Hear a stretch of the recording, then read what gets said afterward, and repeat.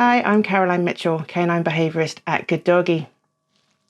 If you're thinking about getting a new puppy and bringing them into your home, then this is a very exciting time for you. There's a lot of advice online about how to choose a puppy and things that you should be looking for when you are talking to a breeder and when you are visiting their home.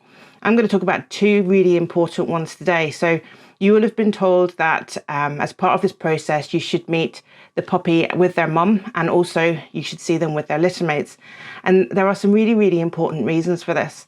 Your puppy's future mental health, their resilience, their confidence, this all starts to develop at a very early age. In fact, it actually starts to develop before your pup is even born. There's not very much you can do to check what their life was like for your puppy when he was inside his mommy's tummy. But once your puppy has been born, when you go and see the parents and the littermates with your pup, there'll be loads of information that you can gain about how your puppy might grow up and how resilient and confident they might be later on in life. And this is really important. Resilience is possibly the most important thing, and more puppies now are actually missing out on very important resilience. Resilience is your ability to bounce back from a bad experience. It's very normal for dogs, puppies, people, cats, everybody to have bad experiences in their life. When we are very resilient, we have lots of resilience, then we shrug those experiences off as just being a bad day and we get on with our lives. When our resilience is very low, then behavior problems can be formed. So this would be when your puppy maybe is surprised by a noise when they're out for their first walk, or annoys another dog and they get growled at. These types of things, when your puppy is very lacking in resilience, can leave a bit of a mark, and those can cause them to have problems socializing and dealing with loud noises and things like that later in life. It could even lead to trauma being developed, which is a much harder problem to solve later on too. So let's talk about them and their mum.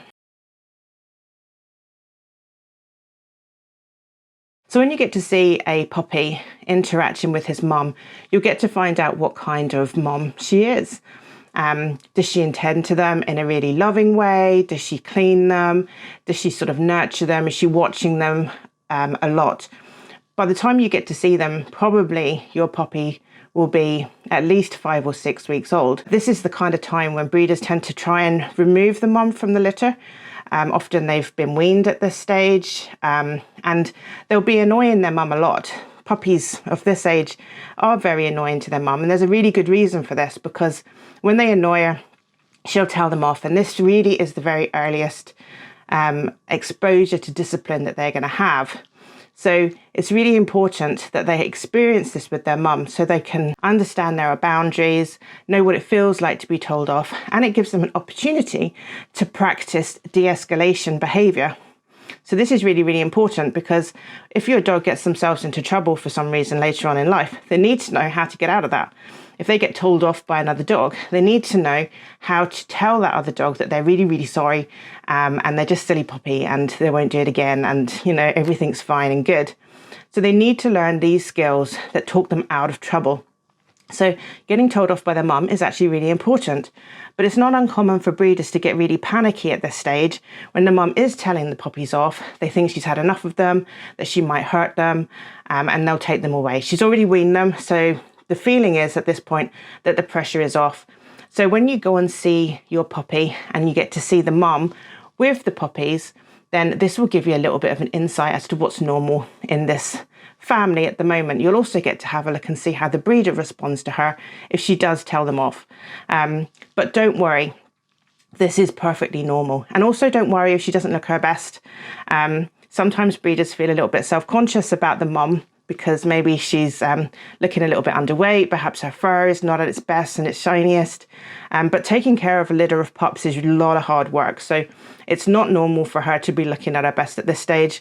What you're really looking for is whether it's a very nice, loving, caring relationship.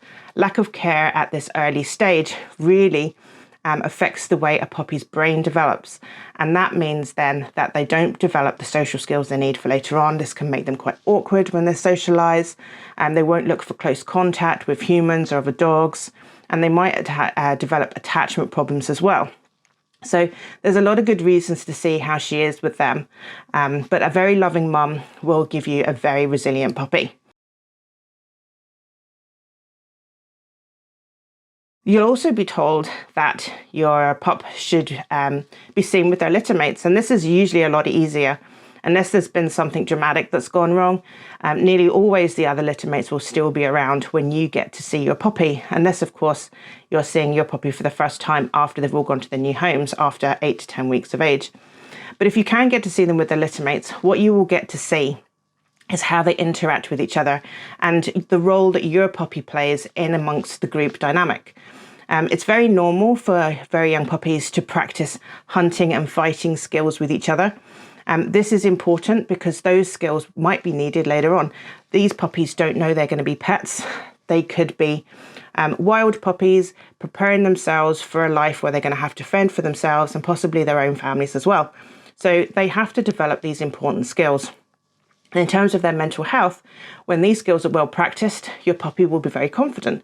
When they're very good at hunting and fighting, then they will be confident they can handle anything in their life. And this confidence will come through in everything that they do. They will also learn really valuable communication skills, such as what to do when they play too rough, what does that feel like, how to de-escalate conflict again, another really important skill we just talked about with their mum. They will practice fighting skills on each other, and this means that they will try and start fights with each other. So you'll always have one puppy that's starting the fight, and you have one puppy that's trying to end the fight. So these skills are very, very important. Again, we don't want to break these play fights up. It's really important for them to have this opportunity to practice and hone these skills. And when they get it wrong, they're in a safe environment so they can learn from what they did wrong. If they bite too hard, they'll get a squeal. But at this age, they can't do too much damage to each other. So this is the most important time where they get to learn this important stuff. They'll also learn to communicate with each other about other things as well. They'll learn how to tell another dog to leave their food alone. They'll learn how to initiate a play session. And for you, this is important to learn as well, because when they learn how to initiate play, and we can recognize that, we know that they're actually pretending to fight and not actually having a fight. Often dogs that practice hunting and fighting skills on each other can be very, very convincing. And people tell me all the time that they get very concerned when their puppy is playing in the park and it looks like it's getting really, really rough. But actually, if they learnt these important skills when they were tiny, they know how to control this play. They'll also know how to stop it. So the first thing you're going to look for is a little bounce or a play bow. Sometimes it can happen very, very quickly. So be very, very aware of it. Look out for it. But a little hippity hop type of bounce is their way of saying, let's play. They've probably already decided how they're going to play together because they will be communicating with each other. Although they don't speak like we do, they are communicating constantly. Their body language is giving messages to the other dog, and the other dog will be responding with their body language as well, and some vocalizations too, maybe growling and exciting little whimpering and all that kind of stuff. So there's a lot of communication going on. So once the play bow has happened, then the play can proceed.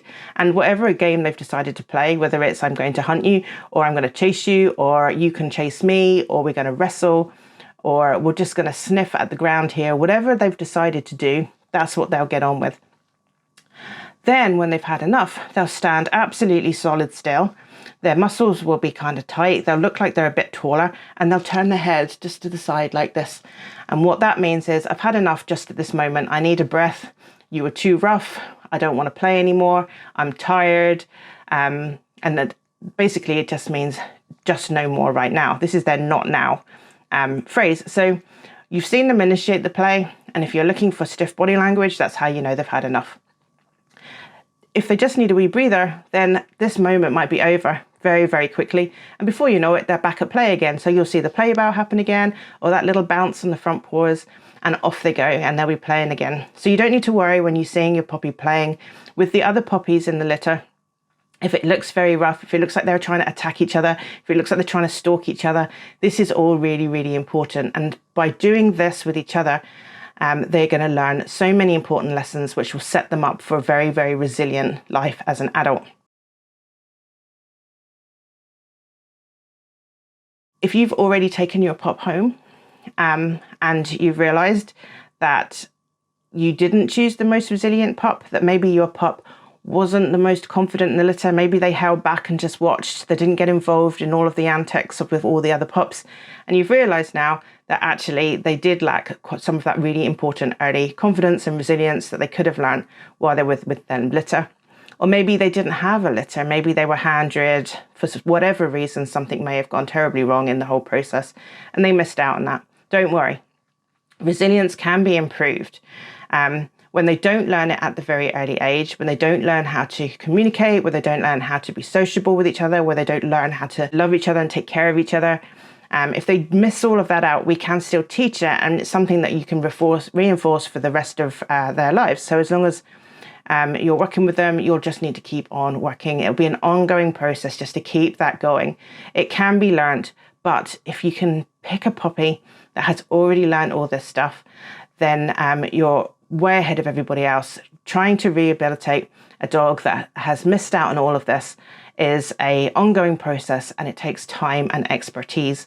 So if you can see a pup and you're thinking, I can do that, I can help them, they look really sad, I would like to take them home and give them a good home and all the love they need, you are taking on a big commitment. So consider that before you choose that puppy that's going to need that extra help. Can be done, but it's a lot of work. And I'll see you on the next video. Take care for now. Bye-bye.